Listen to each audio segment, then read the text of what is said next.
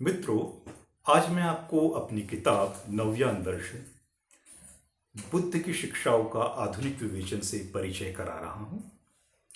जैसा कि इस किताब का शीर्षक है नव्यान दर्शन, तो बहुत स्पष्ट है कि एक नए तरीके से बुद्ध की शिक्षाओं को समझना, जो हमें बहुत व्यवहारिक लगे, आधुनिक परिप्रेक्ष्य में बिल्कुल जायज हो, वैज्ञानिक दृष्टिकोण से सही हो, तार्किक रूप से समझने वाली हो।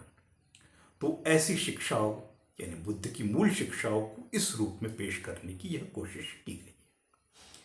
ये किताब लिखने में मुझे लगभग 3 महीने का समय लगा, और 3 महीने के बाद जब किताब बनाने का समय आया था, पेज मेकिंग शुरू हुई थी, सोचा थोड़ा बहुत और बदलाव कर दिया जाए, तो 1 महीना और ले लिया। इस तरह से 4 महीने में ये किताब तैयार हो गई।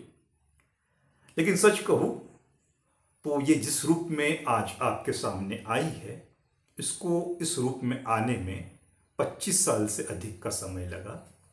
ये मेरे कॉलेज के दिनों की बात थी, जब बौद्ध दर्शन के प्रति, धम्म के प्रति लगाव और प्यार बढ़ता जा रहा था। लेकिन किताबों के अलावा और कोई माध्यम नहीं था इसको जानने का, समझने का। और किताबों को जब पढ़ते गया तो ऐसी ऐसी किताबें सामने आती गई जिसमें बुद्ध की वैज्ञानिकता तो एक तरफ, समता का सिद्धांत एक तरफ, घोर अवैज्ञानिकता, पाखंड, विषमता का प्रचार बुद्ध के नाम पे होते हुए देखा। ऐसा नहीं कि ये सारा काम सिर्फ आज के आधुनिक लेखक कर रहे थे। पुराने ग्रंथ, त्रिपिटक ग्रंथ, अर्थ कथाओं में भी ऐसे किस्सों की भरमार है। जब ये सारी चीज़ें पढ़ते गया तो दुख हुआ कि अगर यही बुद्ध का धम्म है, तो क्या इसीलिए बाबा साहब ने 14 अक्टूबर 1956 को बौद्ध धर्म को अपनाया था? बिल्कुल नहीं। बुद्ध का धम्म एक क्रांति है, समता के लिए, न्याय के लिए, स्वतंत्रता के लिए, मैत्री के लिए। वो तत्व जब हमें किताबों में पढ़ने नहीं मिलते हैं, तो ये क्रांति कभी नहीं हो सकती। नए लोग बौद्ध धर्म से जुड़ नहीं पाएंगे, और पुराने लोग धीरे धीरे छोड़ देंगे। कि उनको लगेगा जब यही सारा पाखंड बुद्धिज्म में भी है जो अब तक हम पुराने धर्म में देखते आए थे, तो फिर नए धर्म को क्यों अपनाएं? और इससे नुकसान सीधे सीधे धम्म को होना है। ये न हो, ये बेचैनी, ये पीड़ा जो 25 साल तक मैंने झेली है, जब मैं पढ़ता था कि अभिधम्म ग्रंथ, अभिधम्म पिटक में कहा गया है कि स्त्रियां जो होती है वो पिछले जन्म के दुष्कर्मों के परिणाम के कारण स्त्री योनि में कोई जन्म लेता है, विकलांग के रूप में कोई जन्म लेता है, अछूत के रूप में कोई जन्म लेता है। बड़ा दुख हुआ। ये बुद्ध का दर्शन नहीं है, ये बुद्ध का धम्म नहीं है। तो ये बुद्ध का धम्म क्या है?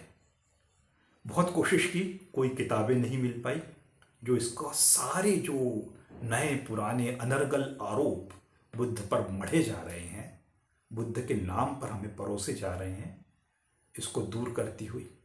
तब लगा कि अब खुद ही लिखना पड़ेगा, और उसका ये परिणाम है नव्यान दर्शन। नव्यान जो नाम है, ना ही ये मेरे दिमाग की उपज है, ना ही बाबा साहब के दिमाग की उपज है। निश्चित रूप से सबसे पहला प्रयोग ज्ञात रूप में बाबा साहब ने ही किया था, व्यापक तौर पर। जब नागपुर में 13 अक्टूबर की बात है, उनसे एक पत्रकार ने पूछा कि बाबा साहब, आपने धम्म तो अपना लिया है, लेकिन क्या ये थेरवाद है, हीनयान है या महायान? तो बाबा साहब ने कहा, मेरा धम्म न हीनयान है न महायान है, इसे नवयान कहा जा सकता है, नया यान। नए तरीके से धम्म को समझने की कोशिश बाबा साहब ने इस शब्द का प्रयोग किया था, मैंने भी वही शब्द का प्रयोग किया। लेकिन ये जो अप्रोच थी बाबा साहब की, ये बाबा साहब से शुरू नहीं हुई थी। इसकी शुरुआत तो बुद्ध ने ही कर दी थी, और बुद्ध के बाद समय समय पर महान विद्वान विचारक आते गए। सम्राट अशोक आए इतनी बड़ी धम्म क्रांति लेके, लेकिन लेखन के रूप में आधुनिक समय में जब धम्म भारत से नष्ट हो चुका था, पुनर्जीवित करने की कोशिश हो रही थी। पीएल नरसू इसी अप्रोच के साथ हमारे सामने आए। बाबा साहब उनसे बेहद प्रभावित हुए। इनके बाद धर्मानंद कोसाम्बी आए, इनसे भी बाबा साहब बहुत प्रभावित रहे थे। फिर बाबा साहब ने स्वयं इसी नवयान विधि से हमारे लिए बहुत सारी किताबें लिखी, और सिलसिला चलता रहा। थाईलैंड के बुद्धदास भिक्खु हमारे सामने आए, नवयानी परिप्रेक्ष्य में बौद्ध धर्म को लाते हुए, जिन्होंने पटिच्च समुत्पाद की पारंपरिक व्याख्या को सिरे से खारिज कर दिया। उसके बाद डॉक्टर भदंतान कौसल्यायन आए, एल.एम. जोशी, नलिन स्वारिस श्रीलंका के, स्टीफन बैचलर, जोनाथन वॉट्स, नए नए विचारक हमारे सामने आते गए, नवयान परिप्रेक्ष्य में बुद्ध के धम्म का विश्लेषण करते हुए। उसी कड़ी में ये नवयान दर्शन भी एक है। उम्मीद है आपको ये किताब पसंद आएगी। इस किताब में अगर आपको एक वाक्य भी ऐसा लगे कि जो आपत्तिजनक है, आपका स्वागत है, आप खुलकर मुझसे चर्चा कर सकते हैं। मैं आपकी बात सुनना चाहूँगा और आपकी बात का जवाब देना चाहूँगा। बस इतना अनुरोध है, अनर्गल आरोप लगा के इसका आलोचना मत कीजिए। पहले पढ़िए, जो आपत्तिजनक लगता हो मार्क कीजिए, खुलकर चर्चा कीजिए। मैं आपके साथ चर्चा करने के लिए तैयार हूँ।